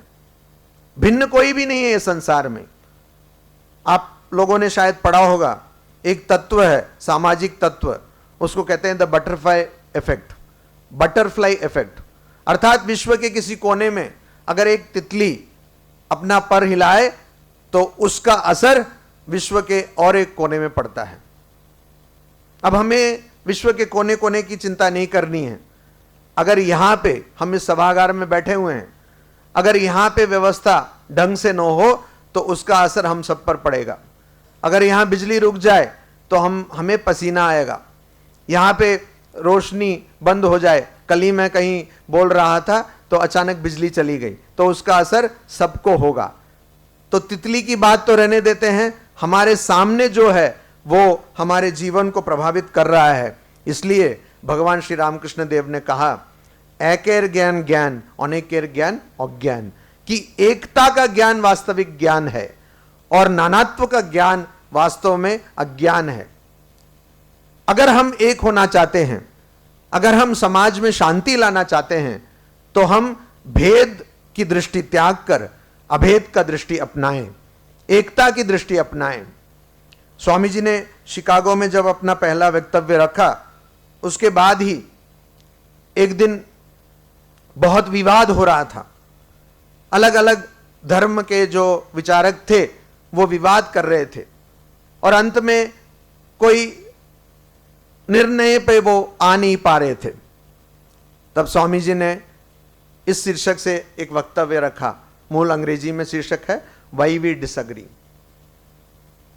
तो वो वहां कहते हैं कि यहां पे हम भेद ढूंढना चाहते हैं और वो प्रसिद्ध कहानी वहां बताते हैं कुएं के मेंढक का, कि एक कुएं में एक मेंढक था और वहां से और एक मेंढक चला आया और वो पहला वाला मेंढक पूछता है कुएं का मेंढक, अच्छा तुम कहां से आए? तो दूसरा मेंढक बोलता है कि हाँ मैं समुद्र से आया हूं। बोले समुद्र कितना बड़ा? तो वो बोलता बहुत बड़ा, उसके बारे में तो तुम धारणा भी नहीं कर सकते। तो पहला मेंढक कुएं के एक ओर से दूसरी ओर छलांग लगाता है, पूछता इतना बड़ा? तो दूसरा मेंढक बोलता नहीं नहीं नहीं नहीं बहुत बड़ा। तो पहला मेंढक 2 बार छलांग लगाता है, बोलता इतना बड़ा? बोलता इससे कहीं बड़ा, तुम समझ ही नहीं सकते। बोलता धुत चल झूठे, तुम झूठ बोल रहे हो, ऐसा हो ही नहीं सकता। हम अपने व्यावहारिक जीवन में ऐसा ही करते हैं, जो हमारे समझ के परे है, जो हम समझ नहीं सकते, जिसका अनुभव हमें नहीं है, हम समझते हैं कि वो है ही नहीं, उसका कोई अस्तित्व ही नहीं। हम नया कुछ जानना ही नहीं चाहते। इसलिए स्वामी जी हिंदू धर्म पर एक शोध पत्र प्रस्तुत करते हैं शिकागो धर्म महासभा में 19 सितंबर 1893 में, और वहां पे उस व्याख्यान के अंत में स्वामी जी एक ऐसे धर्म का प्रस्ताव रखते हैं, उसको स्वामी जी ने यूनिवर्सल रिलीजन कहा, सार्वभौमिक धर्म या विश्व धर्म। कहते हैं कि इस धर्म में हिंदू, यहूदी, ईसाई, मुसलमान और भी जितने धर्म भविष्य में आएंगे, उस सब के विश्वासी को समान रूप से देखा जाएगा। और कोई भी धर्म तत्व को और भी नए धर्म तत्वों को, धर्म के अनुभूतियों को उसमें जोड़ पाएगा और वो अनंत धर्म रहेगा, वो कभी मिटेगा नहीं, उसका कभी नाश नहीं होगा। स्वामी जी सब धार्मिक तत्वों का, सब धर्म पंथाओं का समन्वय करना चाहते थे और इसलिए उन्होंने ऐसे धर्म की प्रस्तावना रखी। और Swami ji unity in diversity शीर्षक लंदन में उन्होंने जो व्याख्यान रखा 3 नवंबर 1896 में, जो अभी ज्ञान योग जो ग्रंथ है उसमें है, तो स्वामी जी वहां कहते हैं कि हमें जो सीमित है, जो सामने प्रत्यक्ष जो दिखता है सीमित, उससे हटकर असीम की ओर बढ़ना चाहिए। हमें अपने आप में और दूसरों में तादात्म्य देखना चाहिए और इस तादात्म्य की अनुभूति स्वामी जी को अल्मोड़ा में 1890 में हुई, जब उन्होंने देखा कि पिंड और ब्रह्मांड, माइक्रोकॉस्म और मैक्रोकॉस्म एक है। इसलिए जो उपलब्धि या जो खोज आज विज्ञान कर रहा है कि जो अणु में है वही ब्रह्मांड में है। कुछ चिंतकों ने कोरोना के पश्चात अपने पुस्तकों में यह बात रखी है कि जो कोई समाज चिंता नहीं कर पाया, जो कोई धार्मिक प्रवक्ता नहीं कर पाए, समाज सुधारक नहीं कर पाए, वो एक वायरस ने कर डाला। मानवता को एक करने का ये जो प्रयास, वो कोरोना ने बहुत भलीभांति कर डाला। इसके पहले 2 विश्व युद्ध हुए, उसमें भी मनुष्य एक नहीं हुए थे, वो अलग अलग हुए थे। पर कोरोना के कारण मानवता एक हो गया। कोई यहां से वहां टीका भेज रहा है, कोई दवाई भेज रहा है, और उस वायरस के विरुद्ध हम एक हो गए। तो यहां पे हमें एक सबसे बड़ा सीख मिलता है। इतिहास हमें फिर से यह सबक सिखाता है कि अगर हम चाहें तो हम एक होने के कारण ढूंढ सकते हैं, ऐसा संभव है। मेरे पूर्व वक्ता ओम प्रकाश वर्मा जी बता रहे थे कि हो सकता है कि तृतीय विश्व युद्ध हो, हम उसकी आशंका में हैं और सब भयभीत हैं कि अगर किसी के पास अणुशक्ति है तो वो उसका कहीं प्रयोग न कर डाले। उपनिषद में कहा गया है कि वही व्यक्ति वास्तव में दुख को पार करता है जो एकता का अनुभव करता है, एकत्वम अनुपश्यति। इसलिए हमें अपने मानसिकता को बदलना होगा। हमें भेदभाव देखने की मानसिकता को त्याग कर हमें एकता को देखना होगा। ओम प्रकाश वर्मा जी बता रहे थे कि किस प्रकार उन दिनों भारत के बारे में भ्रांत धारणाएं थीं कि माताएं अपने बच्चों को, नवजात शिशु को पानी में फेंक देती हैं मगर के सामने। जब स्वामी विवेकानंद शिकागो धर्म महासभा के बाद लगभग 4 वर्ष विदेश रहे तो कई जगह उनको, जैसे हम लोग जू में किसी को देखने जाते हैं, उसी प्रकार प्रदर्शित किया जाता था उनको कि भारत से आए एक सन्यासी योगी इस रूप से रखा जाता था और उनको देखने के लिए बहुत सारे लोग उत्सुकता से आते थे। तो वहाँ पे स्वामी जी से बहुत सारे लोग उटपटांग प्रश्न पूछते थे। तो एक ने पूछा कि स्वामी जी, हमने सुना है कि आपके देश में, हमने पढ़ा भी है कि आपके देश में माताएं बच्चों को पानी में फेंक देती हैं मगर के सामने, तो आपको कैसे आपके माता ने नहीं फेंका? तो स्वामी जी ने कहा कि हाँ, मुझे भी फेंका था, पर मैं थोड़ा मोटा हूं ना, तो मगरमच्छ मुझे चबा नहीं पाया, इसलिए उगल दिया उसने। हमारे मन में जब तक हमारे प्रति विश्वास, आत्मविश्वास, हमारे संस्कृति के प्रति गर्व नहीं होगा, तब तक हम केवल भेद ही देखेंगे। और स्वामी विवेकानंद के जीवन में ऐसी तो बहुत घटनाएं हैं, पर यहां मैं एक घटना बोलकर अपने वाणी को विराम देना चाहूंगा। स्वामी जी जब शिकागो धर्म सभा में जब उन्होंने अपना वक्तव्य रखा, बहुत प्रसिद्ध हो गए। फिर स्वामी जी पूरे अमेरिका का, संयुक्त राष्ट्र अमेरिका का भ्रमण कर रहे थे, कई जगह भाषण दे रहे थे। उस दौरान स्वामी जी दक्षिण अमेरिका, जो आज भी बहुत भेदभाव की चिंता से ग्रस्त है, वहां गए और दक्षिण अमेरिका के किसी प्रांत में गए और वो एक होटल में एक कमरा लेना चाहते थे। स्वामी जी के साथ एक उनके अमेरिकी दोस्त भी थे, मित्र भी थे। तो जब वो वहां गए तो वो होटल वाले ने स्वामी जी को समझा कि वो एक अमेरिकी काले हैं, जिनको नीग्रो कहा जाता है, अफ्रीकन अमेरिकन कहा जाता है, वो हैं। तो स्वामी जी को उन्होंने होटल में कमरा देने से मना कर दिया। तो उनके साथ जो मित्र थे उन्होंने कहा, स्वामी जी, हम ये क्यों न बता देते हैं कि आप विश्व धर्म महासभा में आए थे हिंदू धर्म के प्रतिनिधि के रूप में, तो वो आपको कमरा देंगे। तब स्वामी जी ने एक बात कही, what rise at the expense of the other? क्या मैं किसी और के अधिकार को दबाकर अपने लिए, अपने स्वार्थ के लिए आगे बढ़ूंगा? कभी नहीं। उनका अर्थ यह था कि जब कालों को यहां पे ये अधिकार प्राप्त नहीं है तो मैं किसी विशेषता को बताकर ऐसा नहीं करना चाहता। बहुत वर्ष बाद उसी अमेरिका में उसी तरह की एक और घटना हुई। आप लोगों ने नाम सुना होगा मोहम्मद अली, जो बहुत बड़े बॉक्सर थे। उनका वास्तविक नाम था कैसियस क्ले। उनको ओलंपिक में मेडल मिला, स्वर्ण पदक मिला, और वो बहुत खुश थे, पर वो काले थे। और वो अपने मैनेजर के साथ एक होटल जाते हैं और उस होटल में कमरा लेने का प्रयास करते हैं। तो उसी तरह जिस तरह स्वामी जी को नकारा गया, इस कैसियस क्ले को बताया गया कि तुम्हें यहाँ पे हम कमरा नहीं देंगे, और बाद में उन्होंने अपना नाम बदला, धर्मांतरण किया, और उस पदक को उन्होंने ओहायो नदी के ऊपर जो पुल बना है वहां खड़े होकर उसको वहां फेंक दिया, ये कहते हुए कि जिस पदक से मुझे सम्मान नहीं मिल रहा है, जिस पदक से मुझे अपने भाइयों और बहनों का संरक्षण करने का कोई अवसर नहीं मिल रहा है, ऐसा पदक मुझे नहीं चाहिए। और वहां पे उस मैनेजर ने कहा कि सर आप ये क्यों नहीं बता देते कि आपने इस देश के लिए ओलंपिक जीता है। तो वहां पर कैसियस क्ले ने कहा कि नहीं, मैं कभी नहीं बताऊंगा कि मेरे भाइयों और बहनों को जो अवसर नहीं मिल रहा है, मैं अपने स्वार्थ के लिए वो अवसर नहीं चाहता हूं। हमारे देश में, हमारे संस्कार में, हमारे धरोहर में उपनिषदों की जो वाणी है, एकता की वाणी है, और उसी वाणी को बार बार शंकराचार्य के रूप में और इस युग में स्वामी विवेकानंद के रूप में बताया जा रहा है।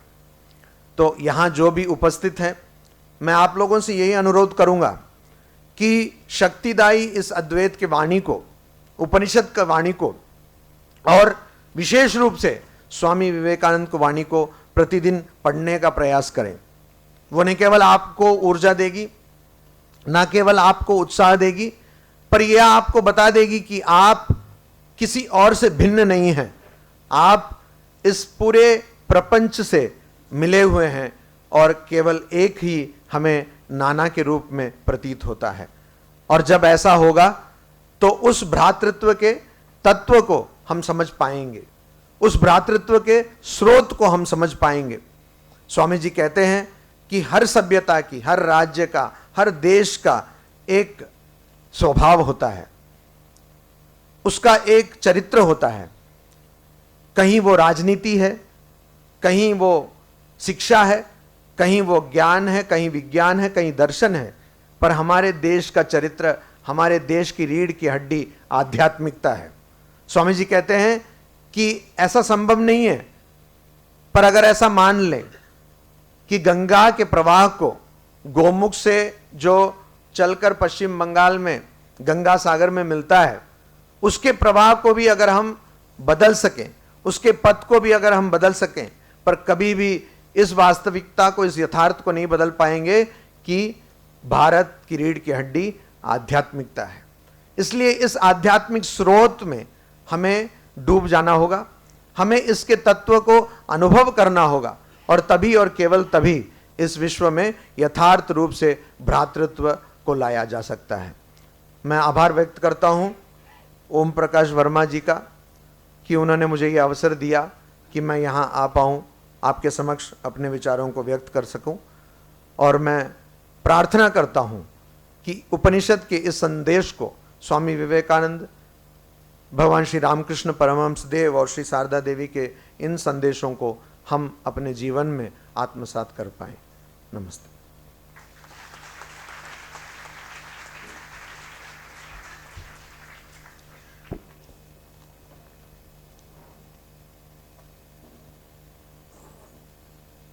बहुत बहुत धन्यवाद महाराज जी। अब मैं श्रीमद् स्वामी अव्यक्तानंद जी महाराज को अध्यक्षीय उद्बोधन हेतु आमंत्रित करती हूँ।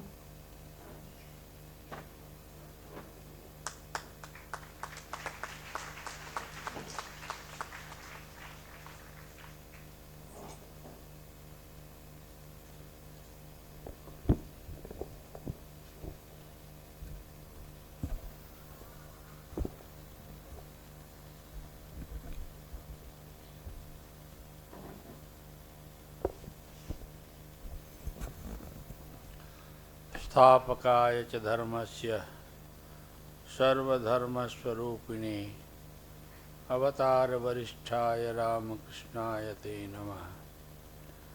जननीं शारदां देवीं रामकृष्णं जगद्गुरुं पादपद्मे तयो श्रित्वा प्रणमामि मुहुर्मुहुः। नमः श्री यतिराजाय विवेकानंद सूरये सत्य सुख स्वरूपाय स्वामिने तापहारिणे। आज के इस कार्यक्रम में उपस्थित प्रिय स्वामी नरसिंहानंद जी महाराज, माननीय डॉक्टर ओम प्रकाश वर्मा, श्रीमती रश्मि पटेल, श्रीमती मनीषा चंद्रवंशी, उपस्थित देवियों व सज्जनों, छात्राओं व विद्यार्थी मित्रों, इस सुंदर दो विचार सुनने के बाद और कुछ बोलने की आवश्यकता है मैं तो नहीं समझता। इतने मननशील विचार दो वक्ताओं ने रखा, इसी को हजम करना बड़ा मुश्किल है, उसके बाद और नया विचार।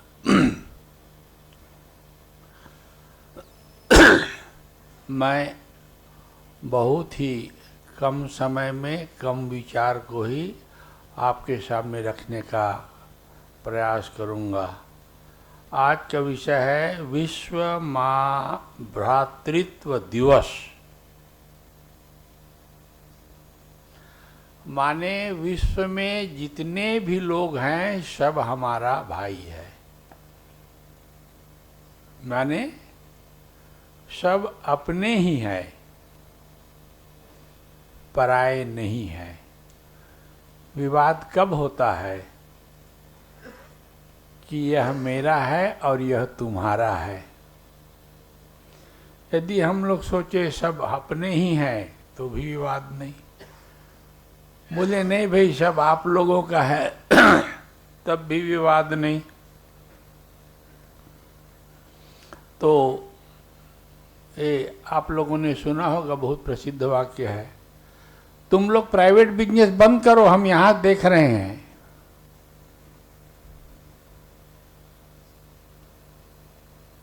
या तो तुम लोग बोलो नहीं तो हम बोलेंगे, दोनों तो नहीं बोल सकते ना।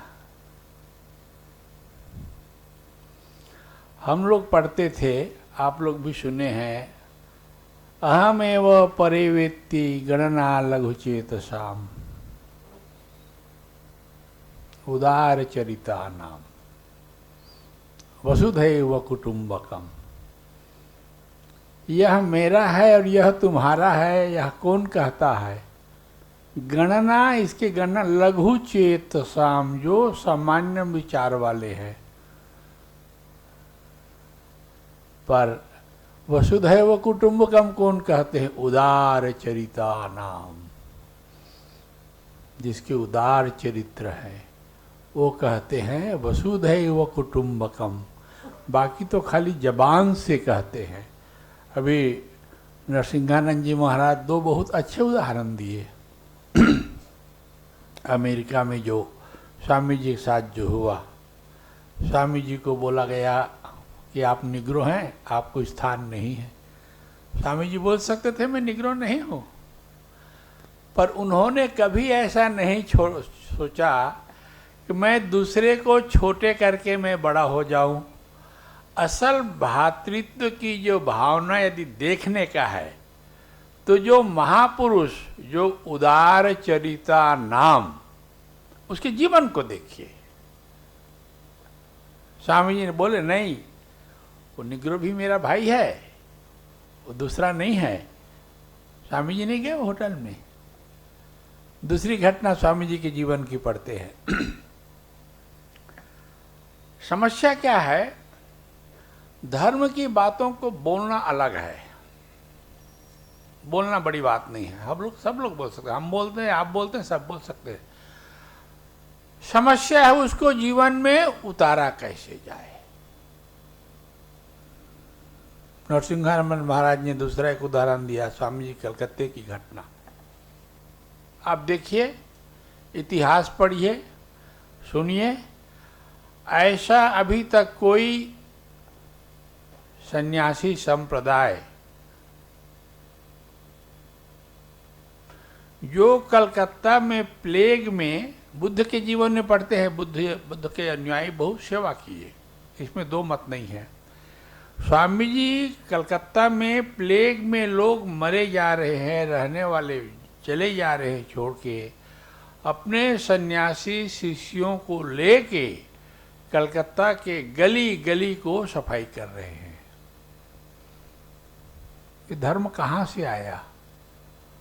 अपने जो कहते हैं विश्व भ्रातृत्व दिवस, स्वामी जी ने अपने जीवन में दिखाया। इसलिए स्वामी जी बार बार कहते हैं यह जो धर्म है वह दिखाने की वस्तु नहीं है, यह अनुभव करने की, अनुभूति की वस्तु है। Religion is realisation. आजकल क्या हो गया है? Religion is for exhibition. अच्छा से सजो, बड़े बड़े जटा बनाओ, बड़ा बड़ा तिलक लगाओ, 200-400 रुद्राक्ष का माला पहनो, लोगों को उपदेश दो और जो करने का है करो। खुली छूट, कारण के कपड़ा गेरुआ है ना। ऐसा कोई शास्त्र नहीं कहता है। बार बार स्वामी जी कहते हैं धर्म है आचरण की वस्तु है।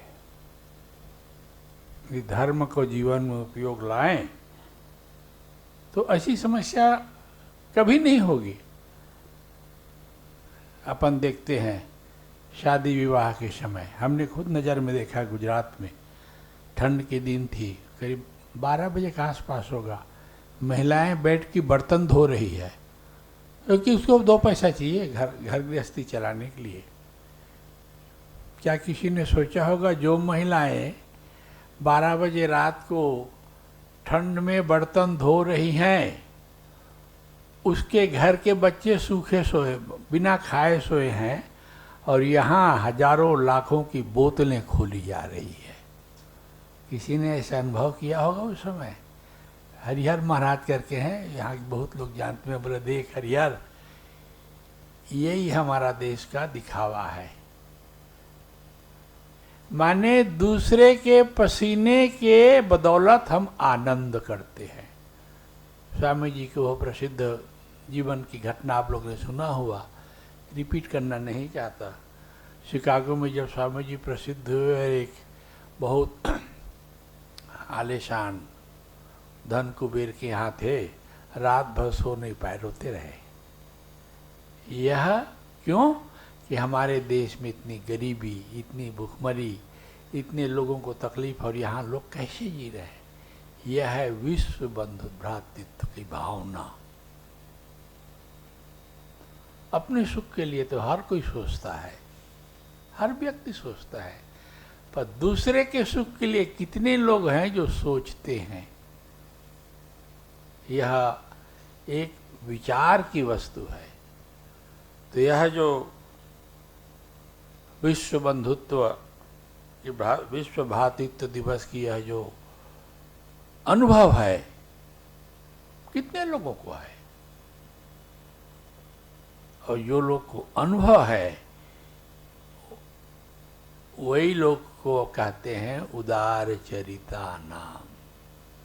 ठाकुर जी के जीवन में देखिए, यात्रा छोड़ दिए, मैं विस्तार से घटना नहीं जानता, मैं गरीबों के साथ बैठूंगा जब तक ये लोग को पूरा पेट भरन और कपड़ा और लगाने को तेल नहीं दोगे।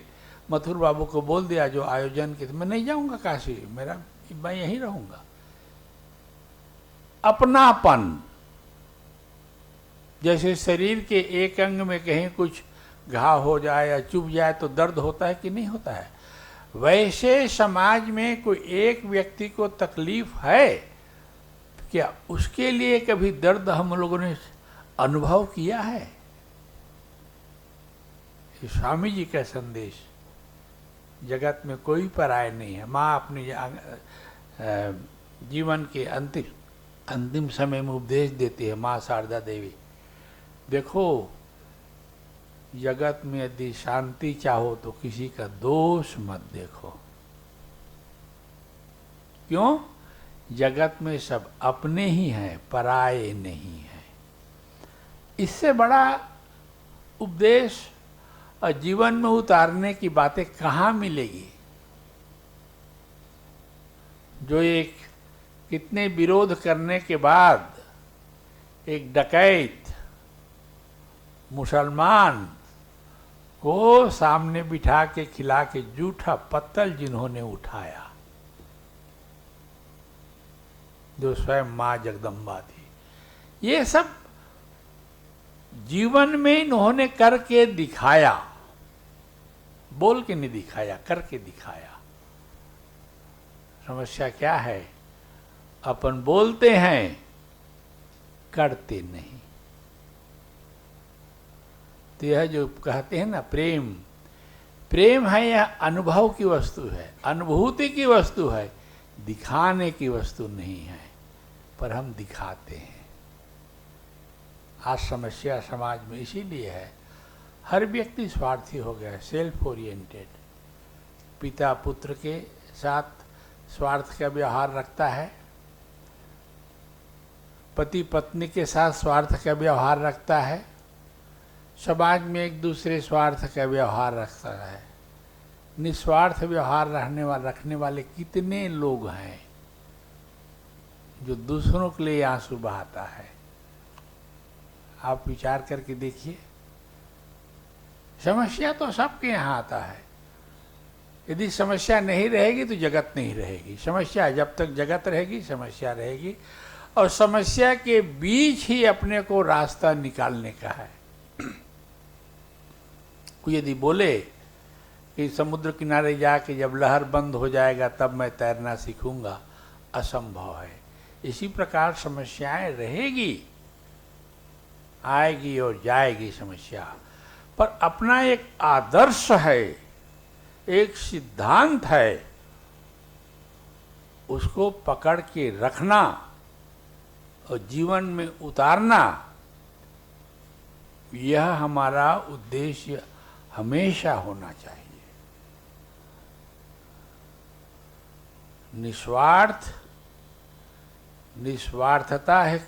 निस्वार्थता ही धर्म जीवन की पहली सीढ़ी है। आप कितना निस्वार्थ हो सकते हैं?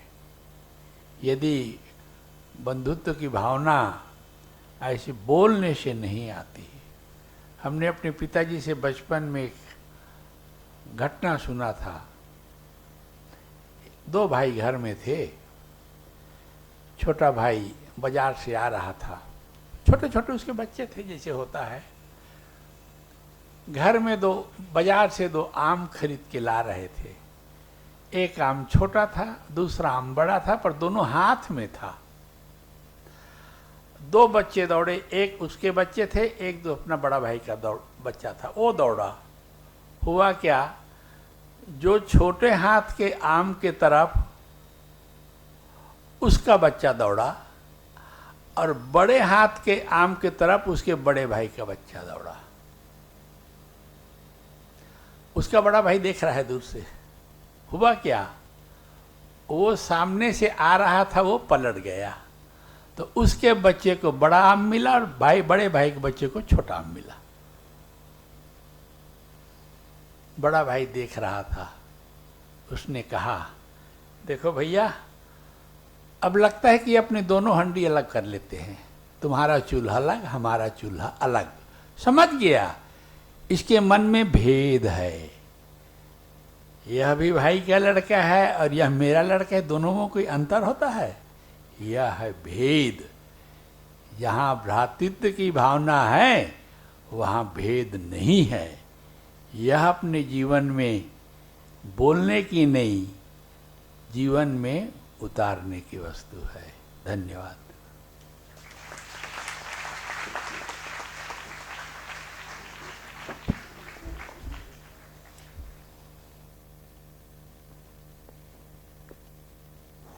बहुत बहुत धन्यवाद महाराज जी।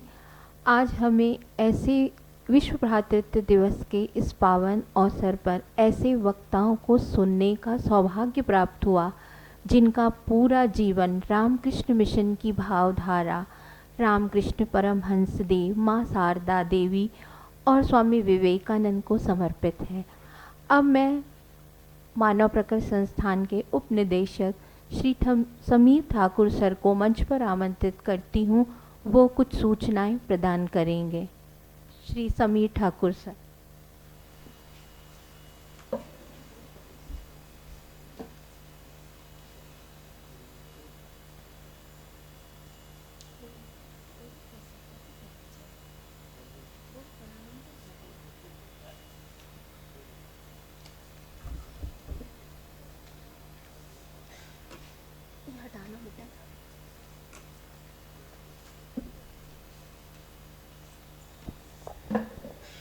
मैं संस्था के सचिव डॉक्टर ओम प्रकाश वर्मा सर को आमंत्रित करती हूँ। वे स्वामी अव्यात्मानंद जी महाराज को स्मृति चिन्ह भेंट करेंगे।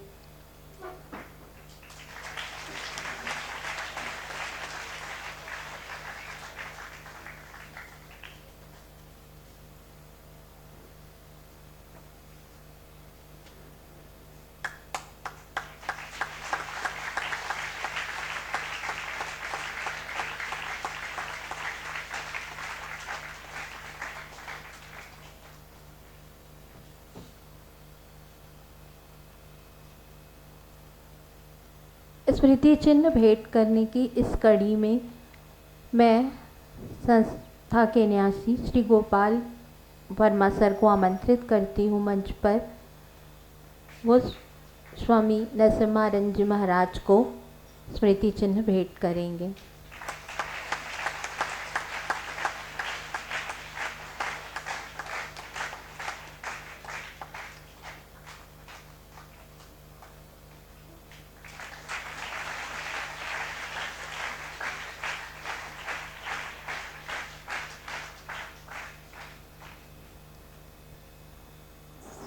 डॉक्टर समीर ठाकुर सर मंच पर आएंगे, सूचना प्रदान करेंगे। श्री समीर ठाकुर सर।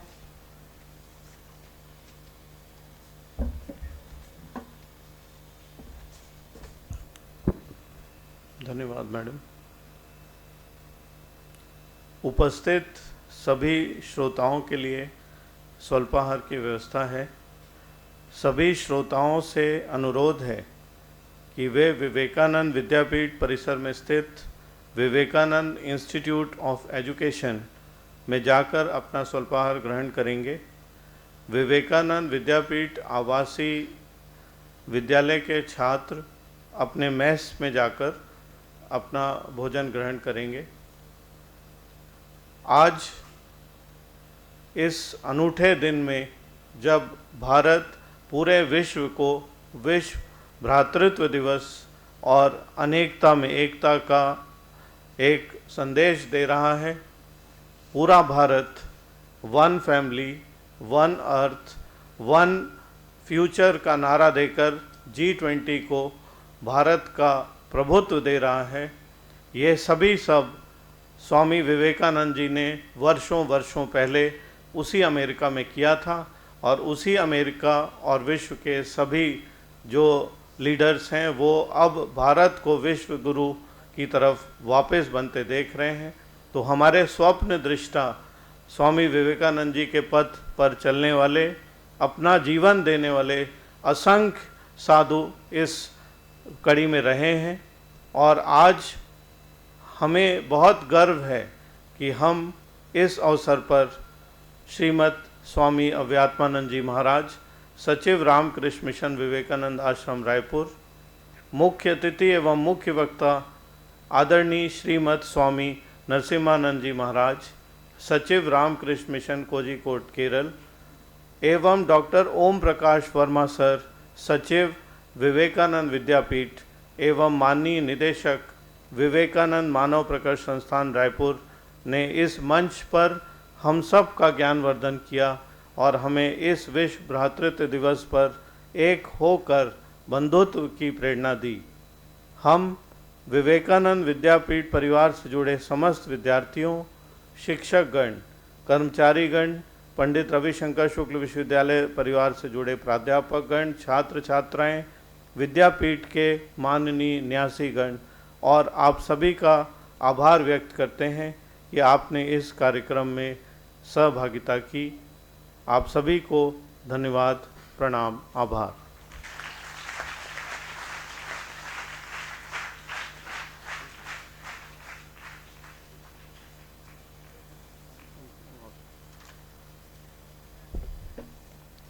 अब मैं कार्यक्रम के समाप्ति की घोषणा करती हूँ।